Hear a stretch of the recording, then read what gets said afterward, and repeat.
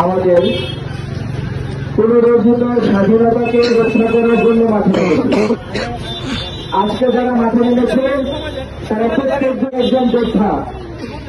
আমরা বিগত 5 তারিখ থেকে আজকে পর্যন্ত দেখেছি এই যোদ্ধাদেরকে নিরসন করবার জন্য এই ফ্যাসিস্ট সরকার বিভিন্ন লীগ বাহিনী দিয়ে প্রতিহত করার চেষ্টা করেছে।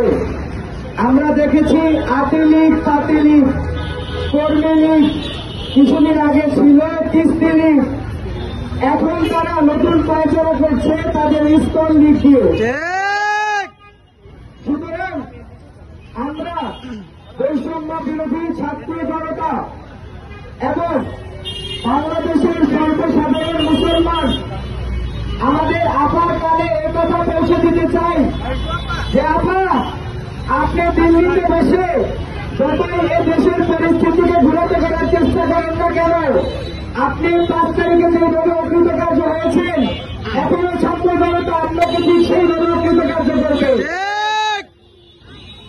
আমরা রক্ত দিতে জানি, আমরা রাজপথ ছেড়ে দিই নাই।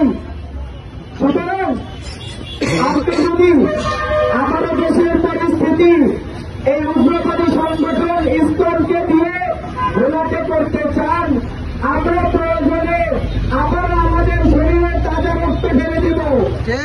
বাংলাদেশ থেকে এই উগ্রবাদী সংগঠনকে নিরসন করে ছাড়বো ইনশাআল্লাহ। ইনশাআল্লাহ ইসকনকে বলতে চাই, ইসকন যদি গৌর গোবিন্দের ভূমিকায় মাঠে নামে তাহলে বাংলাদেশের মুসলিম যুবকেরা, বাংলাদেশের ইসলামপ্রেমী মানুষেরা খালেদ ইবনে ওয়ালিদের ভূমিকায় মাঠে রেখে আসবে ইনশাআল্লাহ। আমরা আমাদের রাজপথ ততদিন পর্যন্ত ছেড়ে দিব না যতদিন পর্যন্ত এই দেশের প্রত্যেক বিভাগকে আমরা সংস্কার করতে পারছি। সুতরাং যারা নব্য স্বৈরাচারিতায় ব্যস্ত আছেন, দেশের পরিস্থিতিকে ঘোলাটে করার জন্য পায়তারা করছেন, তাদেরকে সাবধান করে দিতে চাই। আমরা দিল্লিতে বিশ্বাসী না, আমরা ঢাকাতে বিশ্বাসী। বিশ্বাসী না ঢাকাতে বিশ্বাসী। ঢাকা ঢাকা